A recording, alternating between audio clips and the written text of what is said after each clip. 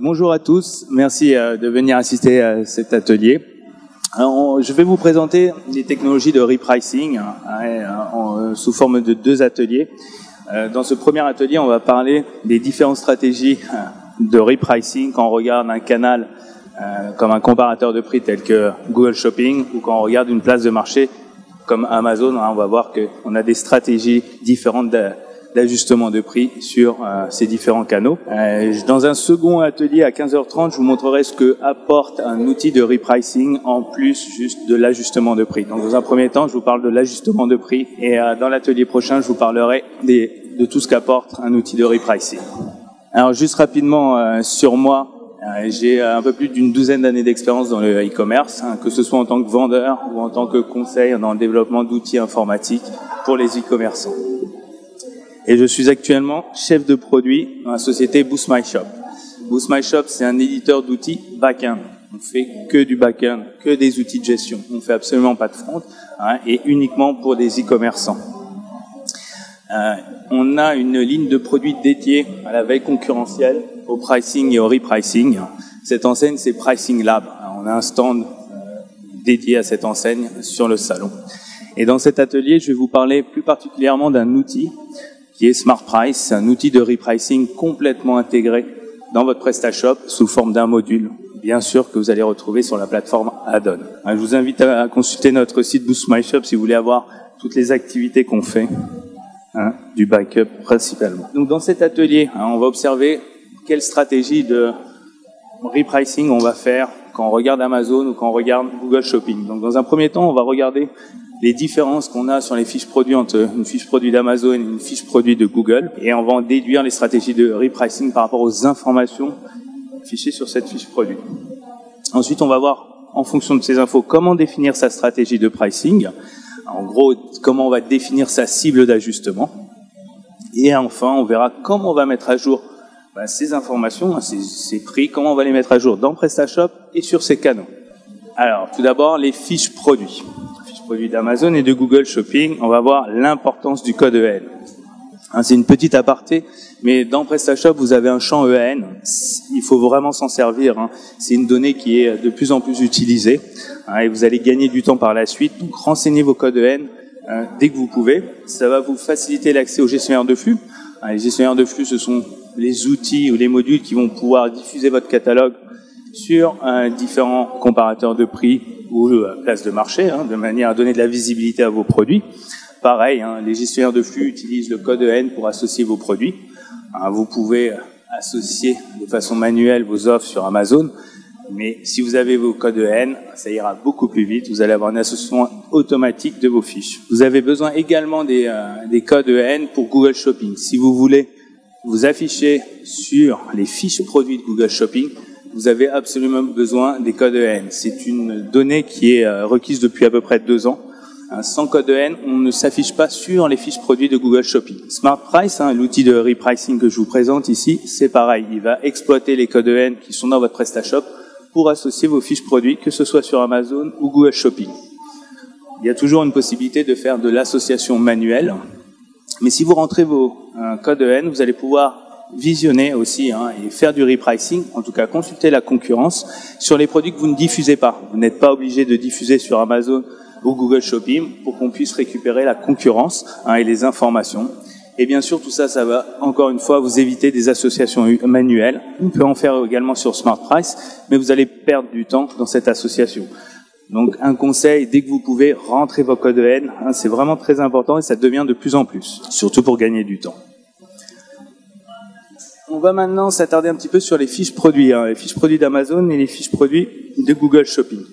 Donc je pense que tout le monde connaît les formats des fiches produits d'Amazon. Elle est unique, elle est pareille pour tous les produits. Vous avez qu'un seul affichage. Et l'importance, la particularité des fiches produits d'Amazon, c'est surtout la mise en avant d'un seul vendeur. On appelle ça la buy box winner, celui qui détient la buy box, donc celui qui détient la boîte d'achat. Pour vendre sur Amazon, si vous n'avez pas la buy box, vous ne vendrez pas sur Amazon. Il y a très peu de chances de vendre quand on n'a pas la buy box sur Amazon. Ça, c'est très important. Et une autre donnée importante sur Amazon, c'est qu'on ne peut pas faire de sponsoring sur l'offre. On peut sponsoriser un produit, faire remonter un produit dans le moteur de recherche d'Amazon. On va apparaître plus rapidement dans les résultats, mais on met en avant une fiche produit. On met pas en avant son offre par rapport aux autres concurrents. On ne peut pas se distinguer par rapport à la concurrence en mettant du budget sponsoring dessus. Donc ça, rapidement, c'est la fiche produit d'Amazon. Vous la connaissez, je ne vais pas m'attarder dessus. Maintenant, on va voir la comparaison avec Google Shopping. Donc, vous avez ici, par exemple, l'affichage de la fiche classique d'une fiche Google Shopping. C'est la fiche complète. Vous allez avoir le prix du produit, le montant des frais de port. Vous voyez pas très bien, mais vous avez vraiment toutes les informations, le prix total, l'état du produit, si c'est un produit neuf ou d'occasion, et bien sûr la liste des vendeurs. Ça, c'est la fiche complète de Google Shopping. Mais Google Shopping affiche vos offres différemment sur différents espaces d'affichage. Vous avez tous les espaces affiliés Google Shopping, tous les sites de tiers, les moteurs de recherche et autres, qui vont afficher aussi les informations de Google Shopping, mais pas forcément sous la même présentation et pas forcément avec toutes les mêmes informations. Et on va voir que ça a une incidence sur l'ajustement. Ça va nous décider comment on va s'ajuster sur les fiches produits en fonction de son trafic. Et la seconde particularité, je compare toujours par rapport à Amazon, c'est que sur Google Shopping, on va pouvoir sponsoriser son offre par rapport aux concurrents.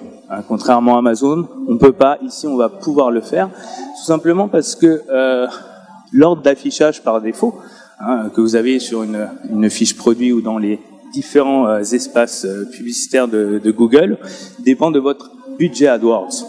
Donc vous pouvez influencer votre position par rapport aux autres concurrents en mettant plus de budget dessus. Je vais vous expliquer justement les incidences de ce type d'affichage. Des affichages différents en fonction des espaces publicitaires. Donc une fois qu'on a vu les fiches produits, maintenant je vais montrer comment on va définir sa stratégie. Si on va s'ajuster sur le prix, sur la position, qu'est-ce qu'on va exclure comme offre, et on va voir quel montant d'ajustement on va déterminer en fonction de ces deux canaux. Alors, tout d'abord, on peut définir des stratégies globales au catalogue. On va définir une stratégie qu'on va appliquer sur tout le catalogue. Ou on va pouvoir définir des stratégies différentes en fonction des périmètres différents de produits. Comment on va faire ça? Dans PrestaShop, bien sûr, avec SmartPrice. Dans SmartPrice, on va pouvoir exploiter tous les champs natifs de la fiche produit de PrestaShop. Alors, on va pouvoir exploiter la marque, le fabricant, le fournisseur, la catégorie, le prix d'achat, enfin tous les champs, y compris les caractéristiques que vous créez pour vos produits. On va les retrouver, on va pouvoir les exploiter. Et on va aussi pouvoir créer des caractéristiques dédiées au repricing. C'est des caractéristiques qui sont dans votre fiche produit, qui n'apparaissent pas sur votre front, qu'on va utiliser uniquement en interne. Et ça va nous permettre d'appliquer aux produits des stratégies de déstockage, des stratégies de pricing différents, des prix forcés. On va pouvoir comme ça agir sur tous les champs et définir des périmètres. On va dire j'applique cette stratégie sur ce périmètre produit et pas sur l'ensemble de mon catalogue. Tout dépend de votre stratégie et de votre typologie de produit. Donc maintenant on va voir comment on va s'ajuster, définir sa cible, sur qui et sur quoi on va s'ajuster. On va comparer bien sûr Amazon et Google Shopping dans cet atelier. Sur Amazon, alors ici est-ce qu'on va s'aligner sur le prix ou la position? Sur Amazon, une règle clé, le but c'est d'obtenir la buy box. Comme je vous ai dit, si vous n'avez pas la boîte d'achat, vous avez peu de chances de vendre votre produit. Il faut absolument avoir la boîte d'achat pour vendre le produit. Sur Amazon, celui qui a la boîte d'achat, c'est pas forcément le moins cher. Ça dépend de la qualité de la boutique, ça dépend de plein de paramètres. C'est un algorithme qui est derrière et qui va vous adresser ou pas en buy box. Mais dans tous les cas, le but c'est d'être en buy box. Donc le but c'est de battre la personne, le vendeur qui est en buy box. Donc on parle d'ici d'un alignement sur le ranking et on ne parle pas d'un alignement sur le prix, tout simplement parce que c'est pas forcément le moins cher qui est en première position. Donc on va cibler la buy box et on va s'aligner sur la position et non le prix. Sur Google Shopping, il n'y a pas cette notion, comme je vous ai expliqué, de buy box winner. Donc on a beaucoup plus de liberté et le ranking, comme je vous l'ai dit aussi précédemment, et en fonction de votre budget AdWords. Donc il n'y a pas un intérêt de s'aligner sur la position, on aura une donnée pas fiable et ça va pas encourager les ventes. Donc ici on va faire un alignement sur le prix, contrairement à Amazon, on va cibler le moins cher. On peut s'ajuster sur le prix du produit ou le prix complet. J'entends par prix du produit complet, j'entends prix avec frais de port. Sur Amazon, toujours la même règle, on veut battre la buy box. Et un des critères numéro 1 pour battre la buy box, c'est d'avoir le prix le moins cher livré. Donc là, pareil, il n'y a pas de photo, on va s'aligner sur le prix complet incluant les frais de port.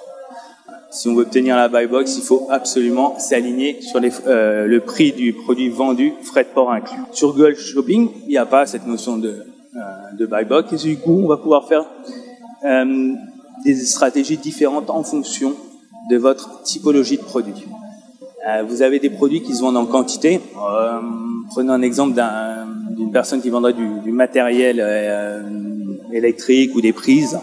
Généralement, on n'achète pas une prise, on achète plusieurs prises en même temps. Du coup, on n'a pas forcément besoin de s'aligner sur le produit unitaire livré. On va plutôt faire abstraction des frais de port et on va s'aligner que sur le prix du produit. Tout simplement parce que les consommateurs savent qu'ils vont acheter en quantité et qu'ils n'ont pas besoin de regarder la partie frais de port. Ils savent très bien qu'ils vont pouvoir amortir ces frais de port en fonction de la quantité des produits qu'ils vont prendre. Donc voilà, pour rappel, on peut définir sa stratégie en fonction d'un périmètre produit. Donc vous n'êtes pas obligé d'appliquer cet ajustement sur uniquement le prix produit, sur tout votre catalogue, mais uniquement les produits qui se vendent en quantité ou les produits à faible valeur. Des fois, c'est plus intéressant de regarder juste le prix du produit. C'est aussi intéressant de regarder son trafic entrant. Comme je vous ai dit tout à l'heure, quand on étudiait les fiches produits, sur Google Shopping, on a des affichages différents. Et vous avez certains affichages où il n'y a pas cette notion de frais de port. Vous avez que le prix du produit.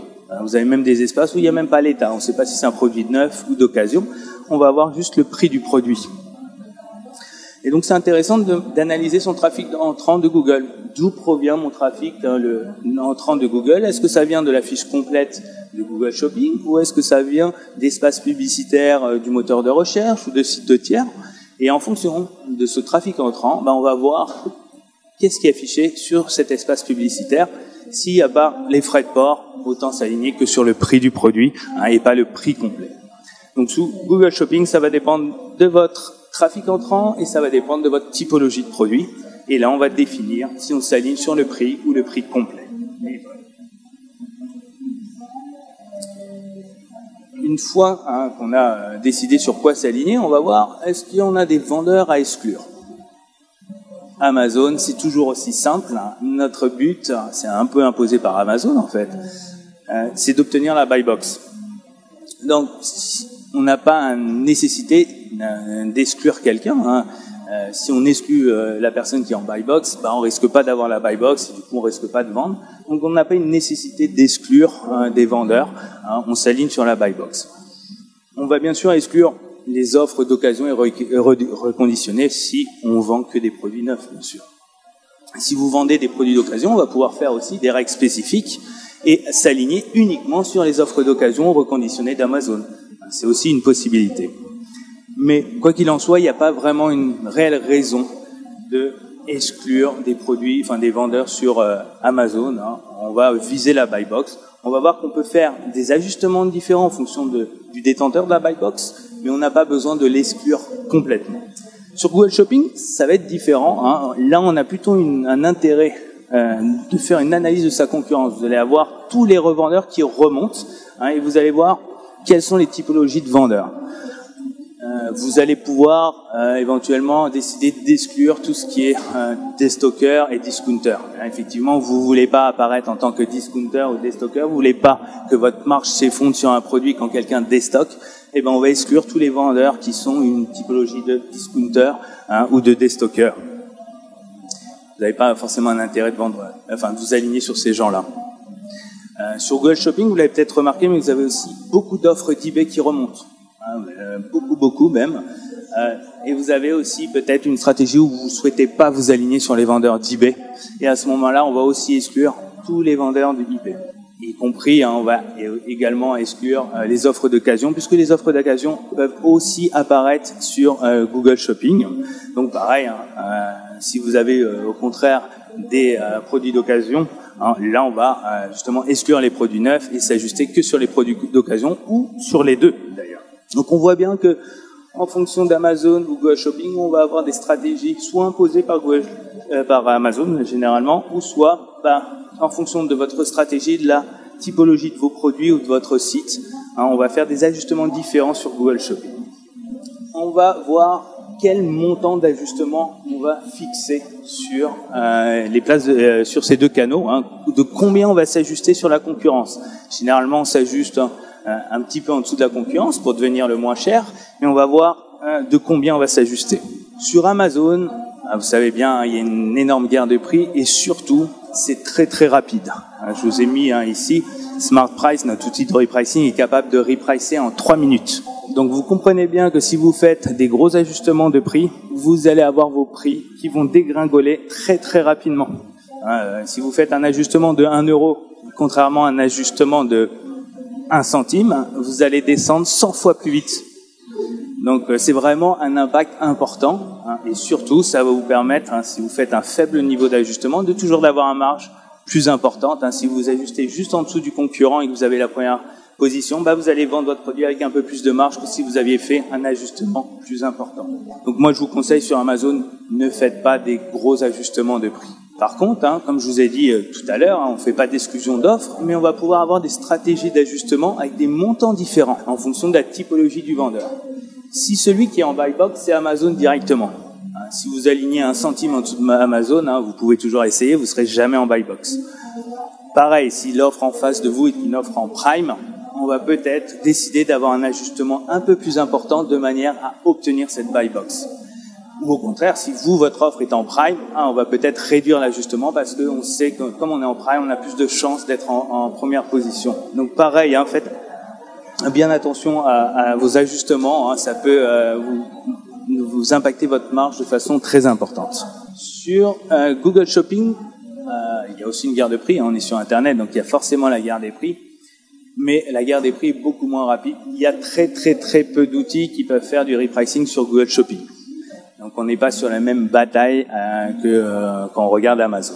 Et on va voir que ça dépend aussi de votre positionnement de la société, comment vous voulez positionner votre société par rapport à la concurrence.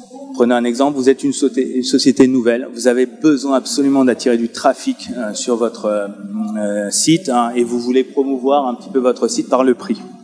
Dans ce cas-là, on va faire un ajustement assez important par rapport à la concurrence de manière à se distinguer de la concurrence. Un utilisateur va parcourir Google Shopping, il cherche un produit, il voit votre site.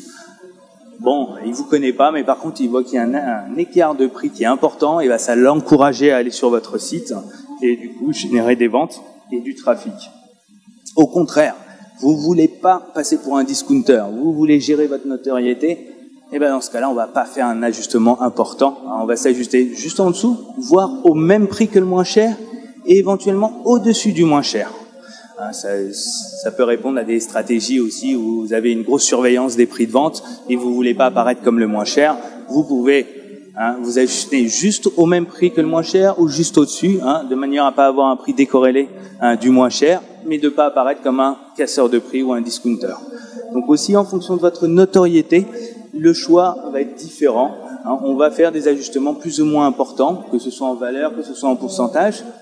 Et je répète encore une fois, on peut faire des ajustements différents en fonction de votre catalogue produit. Vous n'êtes pas obligé d'appliquer la même règle, la même stratégie sur l'ensemble de votre catalogue. Tout dépend vers où vous voulez aller et vers où vous vous positionnez actuellement. Ça, c'est les montants d'ajustement. Donc c'est bien beau, on va définir des prix pour être en première position en fonction de sa stratégie, en fonction de la concurrence. Maintenant, on va voir comment on va mettre à jour ces prix dans votre PrestaShop et comment optimiser cette réactivité de pricing. Quand on parle de fréquence, on a deux fréquences en fait distinctes. On a la fréquence à laquelle on va faire le relevé de prix. Combien de fois on va regarder les prix et à quelle fréquence. Et on a aussi la fréquence de quand est-ce que je mets à jour les prix de mon site ou sur ces canaux.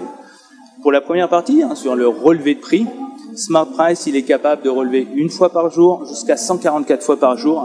On est à toutes les 10 minutes, on va relever les prix sur Google Shopping de manière à vous ayez le relevé quasi en temps réel. Sur Amazon, on fait du live. On est averti dès que quelqu'un change un prix et on est capable de vous recalculer le prix en moins de 3 minutes. On reçoit une information instantanée dès que quelqu'un change un prix. Ensuite, Quand on regarde Google Shopping, on va décider soit de mettre à jour le prix de son site web. Généralement, quand on regarde le canal Google Shopping, c'est pour mettre à jour le prix de son site web. Et on va pouvoir le faire de façon automatique ou de façon manuelle. Comme on a montré, on a différentes stratégies en fonction d'Amazon et Google. Donc, si on suit bien le raisonnement, on risque de générer deux prix différents. Un en regard de Google Shopping et un en regard d'Amazon. Et on va voir comment on va pouvoir gérer ces deux prix. Ça vous permet également d'optimiser votre marge. Vous n'êtes pas forcément obligé de vendre au même prix sur tous les canaux. Si vous pouvez vendre un peu plus cher sur un canal, autant le vendre un peu plus cher, ça vous fera un peu plus de marge. Donc je vous ai dit, sur Google Shopping, on peut faire la mise à jour des prix de façon automatique et manuelle. Mais comment ça se passe? Tout simplement, Smart Price va changer le prix de votre fiche produit, comme si vous le modifiez manuellement, le prix de vente de la fiche produit. Il va juste mettre à jour le champ prix de vente de votre site.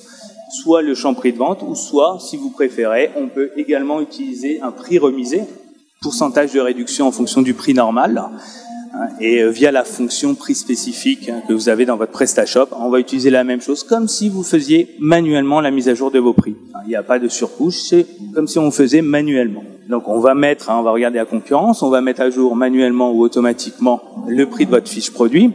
Et comment cette donnée va remonter sur Google Shopping?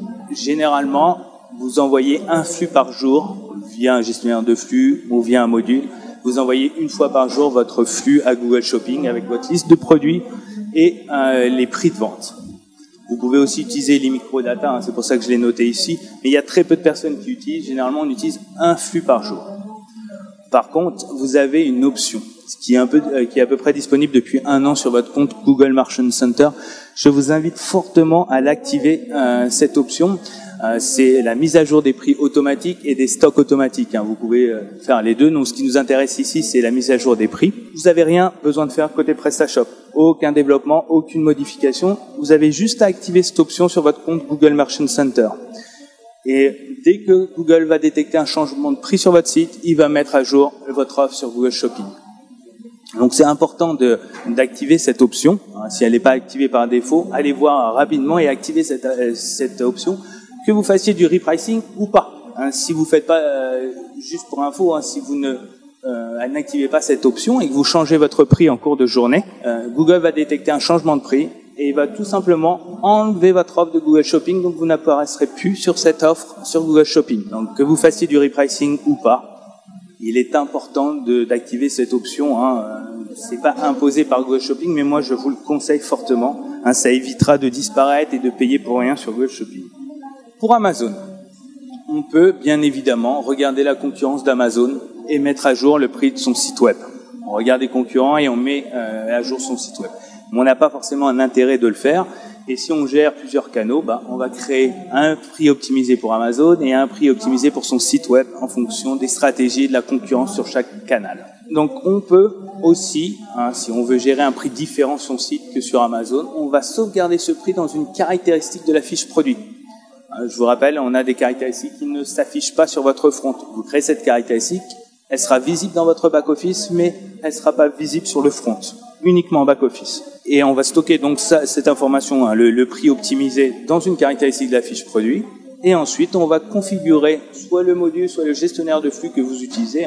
Il y en a plusieurs qui met à jour vos prix et vos offres sur Amazon, qui récupère les commandes, etc. On va simplement lui dire, au lieu d'utiliser le prix de mon site web, le prix de la fiche produit, on va utiliser la valeur qu'il y a dans cette caractéristique. Et du coup, le gestionnaire de flux va pousser ce prix qui est stocké dans votre caractéristique sur les places de marché. Je vous ai parlé aussi du repricing en 3 minutes. Il faut savoir que les gestionnaires de flux, suivant le module ou le gestionnaire de flux que vous utilisez, ils peuvent mettre jusqu'à 3-4 heures à mettre à jour vos prix. Notre but, c'est quand même d'être réactif quand quelqu'un change un prix. On propose l'option Live Repricing, donc composée de 2 parties. On reçoit une alerte quand quelqu'un change un prix. On recalcule le prix, mais en plus de vous redescendre le prix dans la caractéristique, on va aussi le pousser directement sur Amazon. Et ça, ce délai détection, recalcul et remise à jour du prix sur Amazon, ça fait 3 minutes. Donc dès qu'un concurrent change le prix, on peut vous mettre à jour le prix sur Amazon en moins de 3 minutes, tout en conservant l'information dans PrestaShop. Voilà comment optimiser la réactivité sur Amazon et sur Google Shopping en activant l'option sur votre compte Google Merchant Center. Je crois qu'on arrive au bout. Oui, on arrive au bout. Donc, je vous invite à venir sur notre stand si vous voulez des explications. Mais si vous avez des questions tout de suite, on peut réagir à cet atelier. Est-ce que vous avez des questions, des points à éclaircir? Personne. Je vais aussi quand même vous dire l'atelier que je vais animer à 15h30. Donc là, on a vu dans un outil de repricing, on limite souvent le repricing à l'ajustement de prix. Comme je vous ai montré, on s'ajuste sur la concurrence. Mais vous allez voir qu'avec un outil de repricing, je ne parle pas d'un outil d'ajustement de prix, mais vraiment un outil de repricing, ça va vous apporter beaucoup plus de choses. Vous allez pouvoir gérer vos coûts, gérer votre rentabilité, en déduire des actions marketing, optimiser votre budget AdWords, etc., etc. Donc on va voir tout ça à 15h30. Donc si ça vous intéresse de voir tout ce que peut vous apporter un outil de repricing, je vous invite à venir à 15h30. Je vous écoute.